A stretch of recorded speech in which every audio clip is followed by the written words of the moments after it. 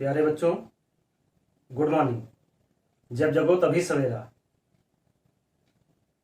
लेकिन ना जगो तो ऐसा नहीं है कि नहीं होगा सवेरा। अच्छा, एक बात मैं आपसे पूछना चाहता हूं। आप ये बताइए कि आप इस समय जिन परिस्थितियों में हैं, कोई कम में तो कोई बराबरी पे तो कोई ज्यादा में, जिन किसी भी परिस्थितियों में आप सब हैं, क्या इन्हीं परिस्थितियों में ही जीवन यापन करना चाहते हैं या फिर इन परिस्थितियों को बदलना चाहते हैं? और अगर बदलना चाहते हैं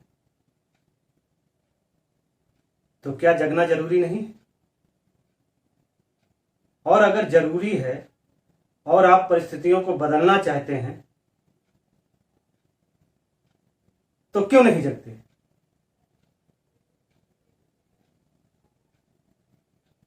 जगना पड़ेगा, अपने को पूरी तरीके से लगाना पड़ेगा, लगना पड़ेगा। और इसके लिए आवश्यक यह है कि आज आप जो भी पढ़ें वो इस ट्रेंड पे पढ़ें कि दोबारा उसको आपको रिवाइज ना करना पड़े। और इसके लिए आवश्यक यह है, मैं देखता हूं। अच्छा, आप ये बताइए कि इसी बुक से सभी बच्चे पढ़ते हैं, कुछ तो एवं 95 पाते हैं और कुछ के लिए एवं 35 ही लाले पड़ जाते हैं। आखिर बुक की कमी है या पढ़ाने वाले की या स्वयं की? इसलिए जगिए और विषय को अपने में नहीं, विषय में घुसिए। आज हम लोग जो टॉपिक पढ़ने जा रहे हैं, यह बड़ा ही इंपॉर्टेंट टॉपिक है। इस टॉपिक से एग्जाम में बड़े ही अच्छे मार्क्स आते हैं, बड़े ही अच्छे मार्क्स के क्वेश्चंस आते हैं। पूरे मैथ के सिलेबस में सबसे ज्यादा मार्क्स के क्वेश्चन अगर कहीं से आते हैं तो इसी टॉपिक से आते हैं।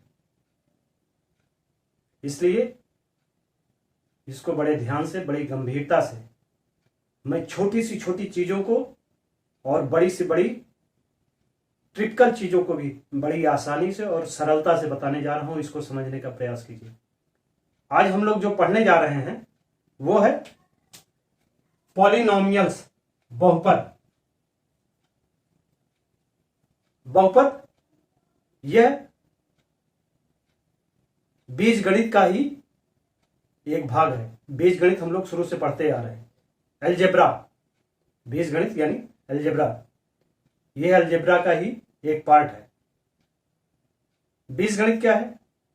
अभी इसके पहले चैप्टर में जो हम लोगों ने पढ़ा नंबर, तो वो नंबर कैसे थे, या यहां पर जो नंबर हम प्रयोग करने वाले हैं वो कैसे हैं, पहले पढ़े हुए नंबर और आज ये यूज करेंगे, इन नंबरों में क्या अंतर है और क्या समानता है, और इन नंबर्स को यूज करके हम कैसे इसका ग्राफिकल रिप्रेजेंटेशन कर सकते हैं, इनके इक्वेशन को कैसे हम कैटेगराइज करते हैं, इनके नामों को कैसे हम कैटेगराइज करते हैं, इन सारे विषयों और तथ्यों को आइए हम लोग पॉलिनोमियल्स के यानी बहुपद के इंट्रोडक्शन पार्ट भूमिका में देखते हैं।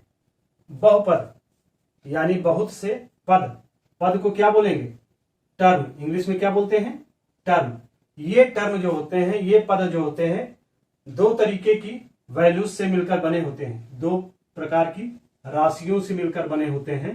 इनको बोला जाता है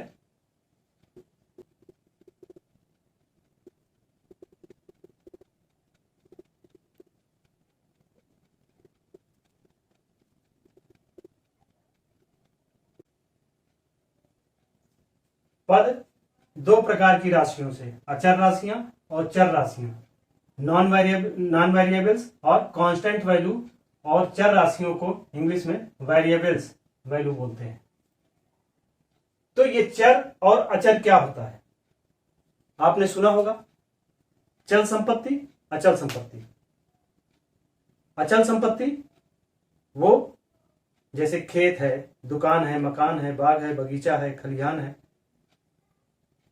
तो यानी जिन संपत्तियों को, जिन एसेट्स को एक स्थान से दूसरे स्थान पर न ले जाया जा सके उन्हें क्या बोलेंगे? अचल संपत्ति, यानी फिक्स्ड असेट।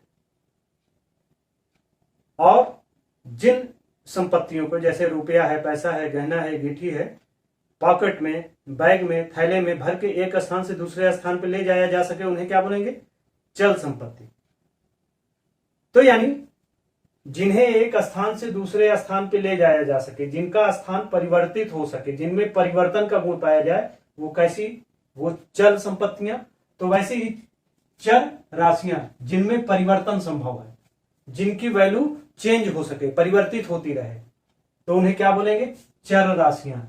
इन्हें जनरली किसी भी अक्षर से ए, बी, सी या एक्स, वाई, जेड इन अक्षरों द्वारा प्रदर्शित किया जा सकता है। और अचर राशियां जो हमने नंबर्स पढ़े,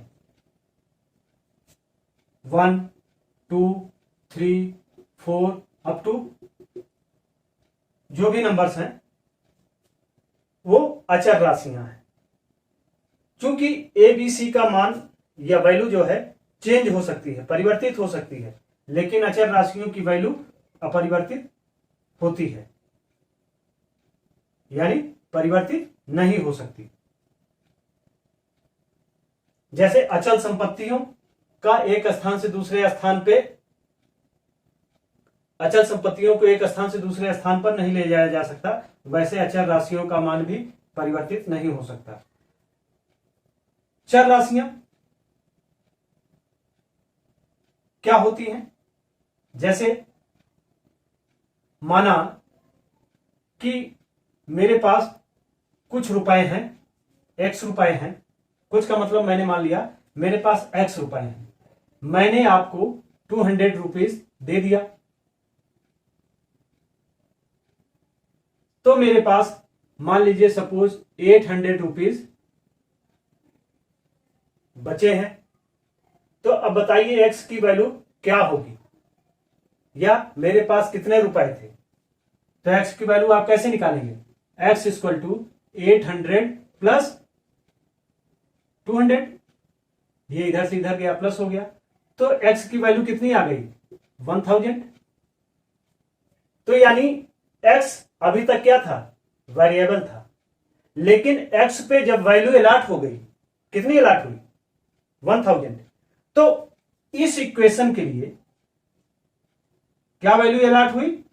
एक्स की वैल्यू 1000। जब वेरिएबल्स की वैल्यू अलॉट हो गई तो वो क्या बोला जाएगा? Variable value 1000। और जब तक ये वैल्यू नहीं अलॉट थी, फिक्स नहीं थी, तब तक ये वेरिएबल्स था।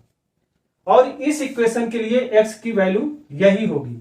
अगर इसमें थोड़ा सा भी हम परिवर्तन कर दें, मान लीजिए एक्स रुपए मेरे पास थे, मैंने किसी को 400 रुपीज दे दिए और मेरे पास 800 रुपीज बचे, तो अब बताओ कैसे एक्स का मान क्या निकलेगा? इसमें हो जाएगा x equal to 800 plus 400 equal to 1200। तो देखिए इस इक्वेशन में तो एक्स की वैल्यू 1000 आई, लेकिन इस इक्वेशन में एक्स की वैल्यू 1200 आई। तो यानी एक्स की वैल्यू की वह वैल्यू जो किसी इक्वेशन को संतुष्ट करती है, सेटिस्फाई करती है, और इसी वेरिएबल्स और इक्वेशन के संबंध को जो रिप्रेजेंट कर रहा है, वो क्या कर रहा है? वो वेरिएबल्स ऑफ वैल्यू जो है उस चीज को रिप्रेजेंट कर रहा है। और यहां पर एक्स की जो वैल्यू होगी वो वैल्यू यहां पर होना जरूरी नहीं है, लेकिन यहां पर जो वैल्यू है वो अपने इस इक्वेशन को संतुष्ट करेगा। तो यानी एक्स की वैल्यू परिवर्तित हो सकती है, इसीलिए इसे क्या बोला जाता है? वेरिएबल्स या चर राशियां इन्हें बोला जाता है। ये चर राशियां दो प्रकार की होती हैं, यानी वेरिएबल्स 2 टाइप्स के होते हैं। पहला, ये वेरिएबल्स 2 टाइप से होते हैं।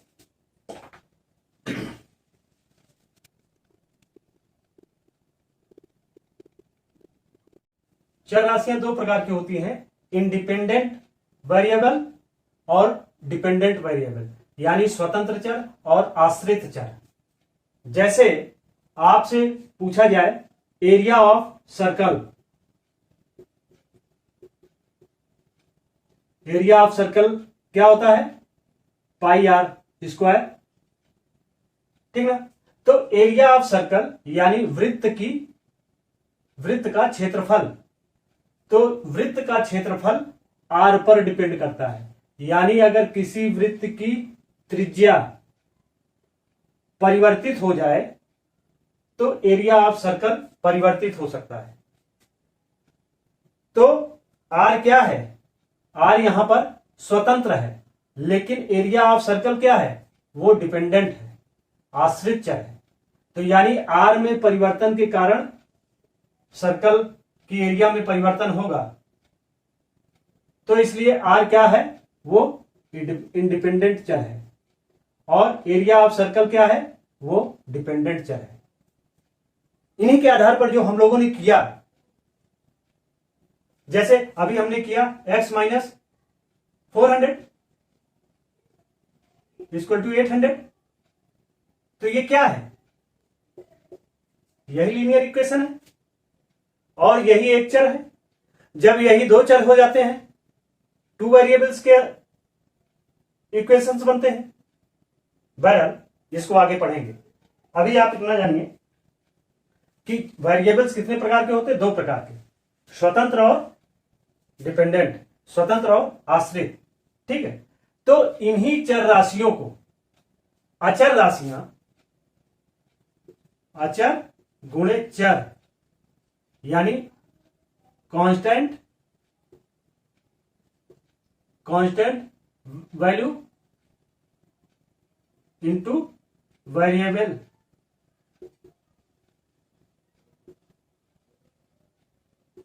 इन्हीं कांस्टेंट और वेरिएबल वैल्यू के गुणनखंड से जो मिलता है वो क्या बोला जाता है, उसी को बोलते हैं बीजीय व्यंजक। क्या बोलते हैं, बीजीय व्यंजक, यानी एल्जेब्रिक एक्सप्रेशन।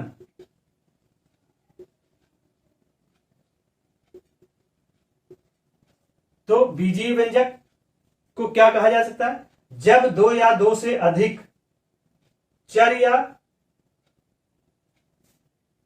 दो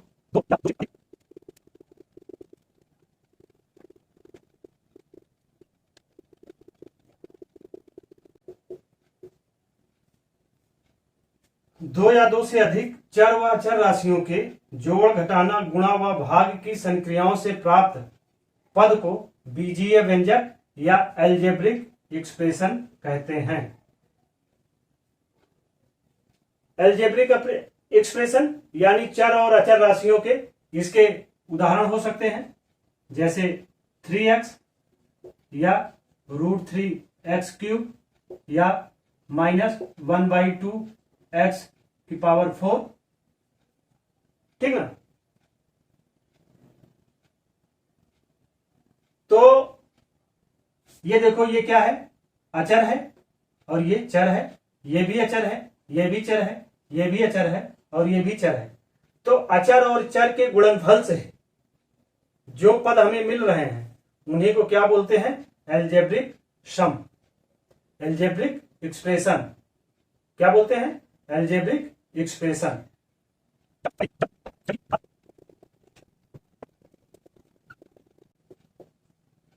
जब चर की घात पूर्णांक हो और चर का गुणांक वास्तविक संख्या हो तो इन्हें ही बोलते हैं पॉलिनोमियल्स। क्या बोलते हैं, पॉलिनोमियल्स, या बोला जाता है बहुपद, ठीक ना। जब चर की घात पूर्णांक संख्या हो और चर का गुणांक वास्तविक संख्या हो तो उन्हें बोलते हैं बहुपद या पॉलिनोमियल्स। यह बहुपद क्या है, यह चर है, ये अचर है, ये चर है, इसकी घात क्या है, 1 है, तो यह तो गुणांक होगा और यह क्या है, यह उसकी घात है। यहां पर गुणांक ये है, घात ये है, यहाँ पर गुणांक ये है, वास्तविक संख्या -1/2 है और इसकी घात ये। जब इस रूप में बीजीय व्यंजक को रिप्रेजेंट किया जाता है तो वही जो है कहलाता है पॉलिनोमियल्स यानी बहुपद। पॉलिनोमियल्स यानी बहुपद and expression of more than 2 algebraic term, especially the sum of the several term that contains different power of same variables are called polynomials। जो चीजें वहां यहाँ हिंदी में कही गई वो इसको इंग्लिश में कही गई।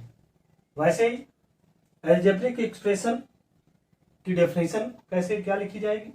2 or more values of variables and non-variables are addition, subtraction, multiplication and division make which term is called algebraic expression।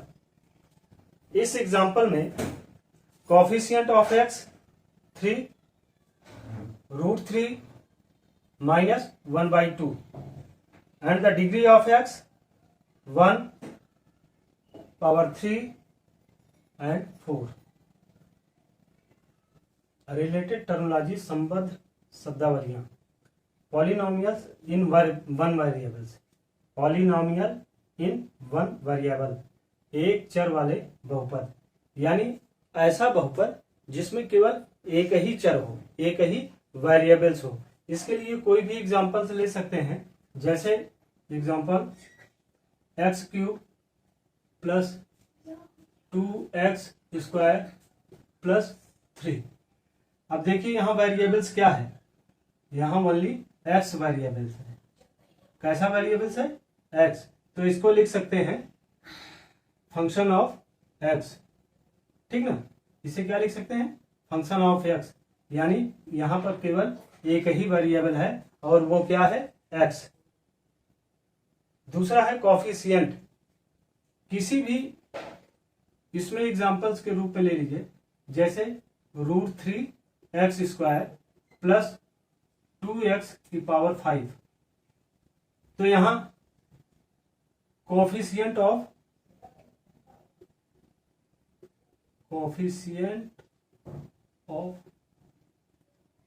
x² क्या होगा?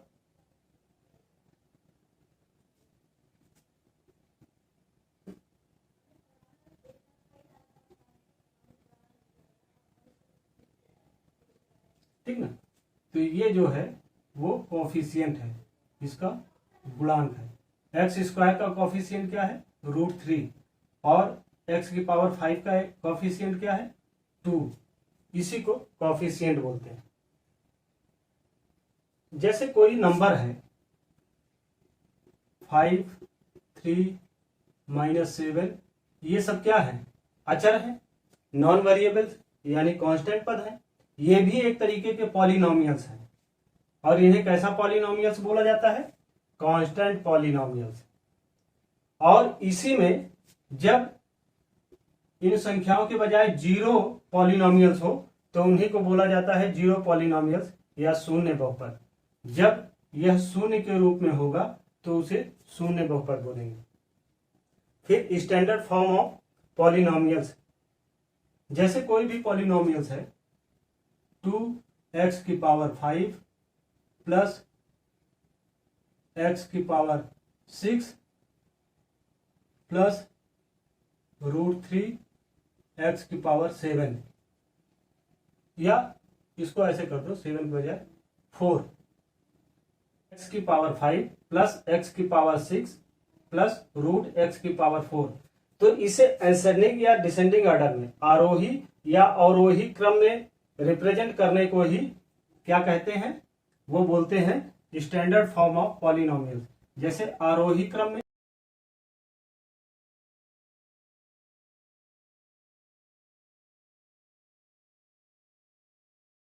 x⁴, ये डिसेंडिंग ऑर्डर में, तो ये क्या हो गया? Standard form of polynomials. ठीक ना। इतनी चीजें क्लियर हो गई। अब इसके बाद एक चीज देखिए इसमें कि ये तो पॉलिनोमियल्स दिया गया है। अब ये बताइए पॉलिनोमियल्स क्या नहीं है? समझ रहे हैं? क्या पॉलिनोमियल्स कौन कौन से ऐसे पद हैं जो पॉलिनोमियल्स नहीं हो सकते हैं। इसके अंतर्गत क्या आएगा, जैसे 1/x², ठीक ना। तो 1/x² क्या हो जाएगा, x⁻²।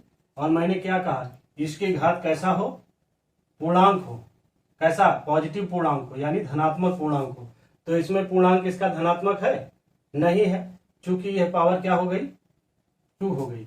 या दूसरा एग्जाम्पल जैसे √3 है, √3 को क्या कर सकते हैं, पावर हाफ कर सकते हैं। ये भी पूर्णांक नहीं है, इसलिए ये भी पॉलिनोमियल्स जो है वो नहीं होगा, ठीक है। इसके बाद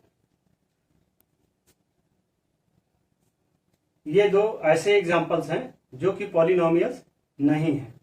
या इसी के बाद मान लीजिए अगर इसमें ऐसा हो जाए √3 3√5 3√y, तो ये क्या हो जाएगा, y की पावर 1/3। ये भी पॉलिनोमियल्स नहीं है, इन्हें बोला जाता है नॉन पॉलिनोमियल्स, ठीक है। अब इसके बाद 7th आ जाइए, डिग्री ऑफ पॉलिनोमियल्स।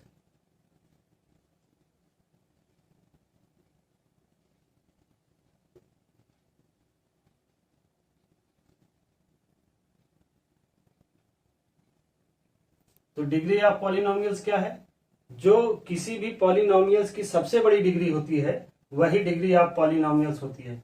एग्जांपल जैसे यही एग्जांपल ले लीजिए, 2x⁵ plus x⁶ plus √x⁴।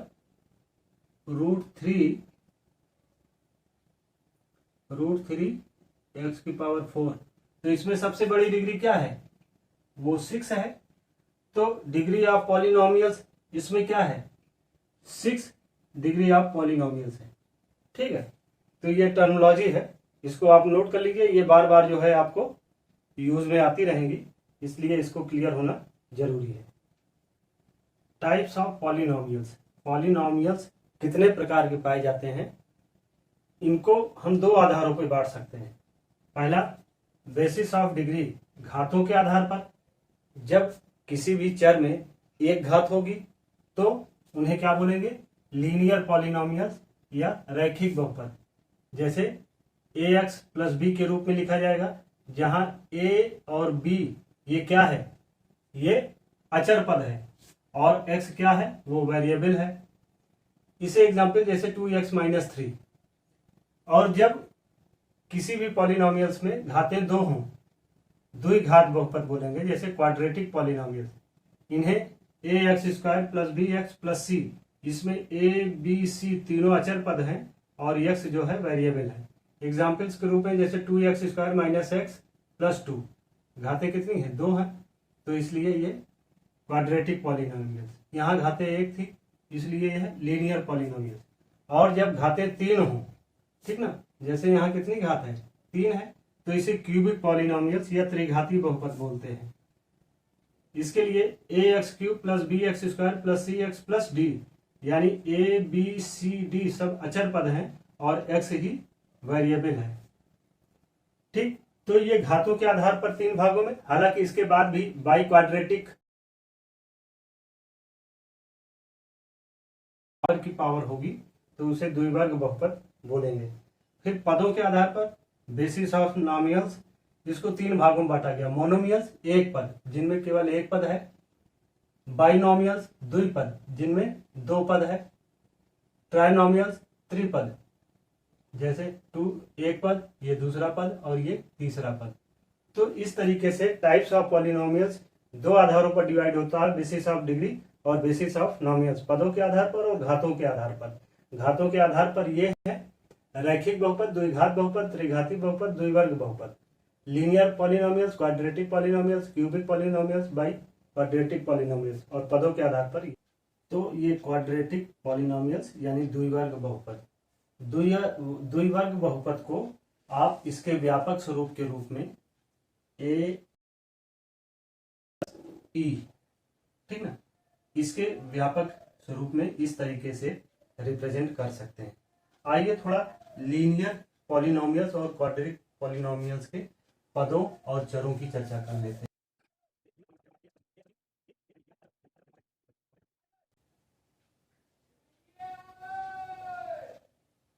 ठीक ना। ए और बी अचर पद है जहां पर A is not equal to 0। Linear polynomial यानी ऐसा रैखिक बहुपद जिसकी वेरिएबल्स की घात जो है वो 1 हो, ठीक ना। तो अगर मान लीजिए ठीक है उसकी डिग्री 1 है, तो क्या उसमें जो ये वेरिएबल्स हैं 2 वेरिएबल्स भी हो सकते हैं? क्या पद जो है 2 से अधिक भी हो सकता है? हाँ, ये दो चीजें पदों और चरों के आधार पर। तो लीनियर पॉलिनोमियल्स यानी रैखिक बहुपद में पद कितने हो सकते हैं? केवल 2 ही हो सकते हैं, क्योंकि इसका स्टैंडर्ड फॉर्म क्या है? ए एक्स प्लस बी, ठीक ना। एक पद ये हो गया ए एक्स और प्लस दूसरा हो गया बी, तो इसमें केवल 2 ही पद हो सकते हैं। ऐसे ही क्वाड्रेटिक पॉलिनोमियल्स में 1 पद, 2 पद और 3 पद। क्वाड्रेटिक पॉलिनोमियल्स में 3 पद होंगे। क्यूबिक पॉलिनोमियल्स में 1 2 3 4 पद ही हो सकते हैं, ठीक ना। और बाई क्वाड्रेटिक पॉलिनोमियल्स में 1 2 3 4 5 यहां पर केवल 5 पद हो सकते हैं, इनसे अधिक पद नहीं हो सकते। लीनियर पॉलिनोमियल्स में केवल 2 पद ही हो सकते हैं, 2 पदों से अधिक पद नहीं हो सकते। चरों के बारे में देखें, चर यानी वेरिएबल्स, पद यानी टर्म और वेरिएबल्स। क्या केवल x चर ही हो सकता है या इससे अधिक हो सकता है?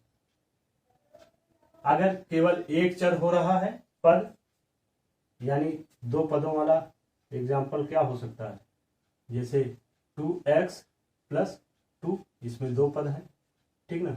ये इसमें पद 2 ही हो सकते हैं, यहां लिख लीजिए 3 पद नहीं हो सकते, 3 पद नहीं हो सकते।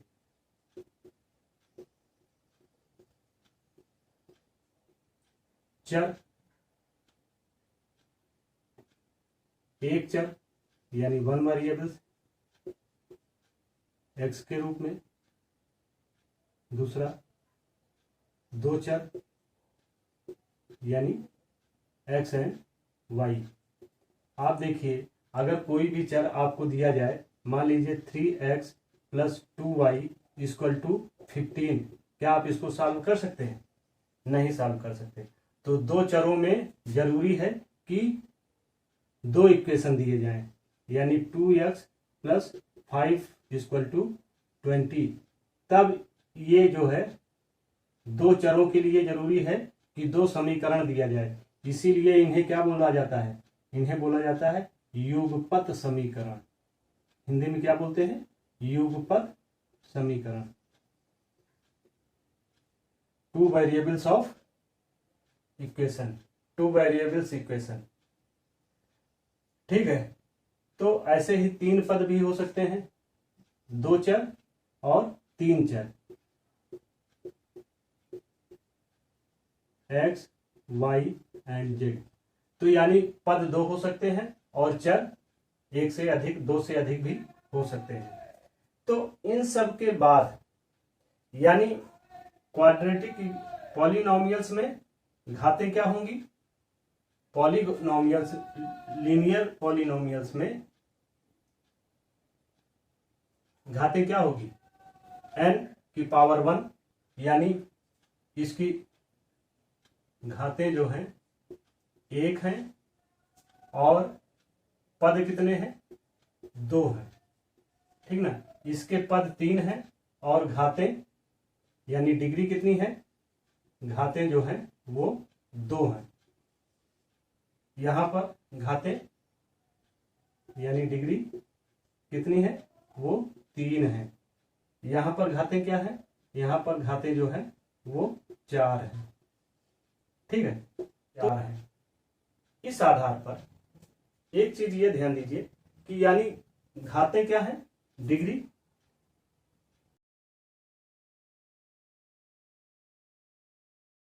ए से, तो इन तीनों को लेके आप इसको एक फंक्शन के रूप में मान लीजिए कोई इक्वेशन आपको दिया जाए तो यहां पर क्या हो सकता है, x वेरिएबल्स हो गई, इसकी डिग्री कितनी हो गई, n हो गई, और अचर पद जो है a है, ठीक ना।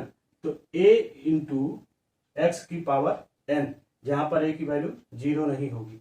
इसे इस तरीके से आप आगे रिप्रेजेंट कर सकते हैं। a मान लो यहां पर n है तो ये n-1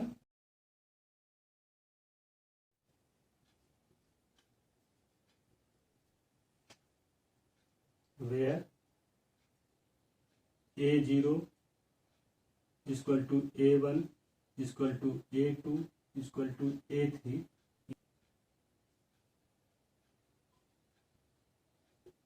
ये कांस्टेंट टर्म है, यानी आप इसको बोल सकते हैं ये अचर पद है, ठीक है। और ये क्या है, यही पॉलिनोमियल्स का फंक्शनल एक्सप्रेशन है। इसे क्या बोलते हैं,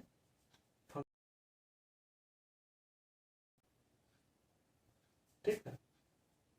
बहुपद का फलन यानी पॉलिनोमियल्स फंक्शन, जहां वेरिएबल x है, डिग्री n है, और नॉन वेरिएबल यानी कांस्टेंट टर्म जो है, कांस्टेंट टर्म जो है वो a है।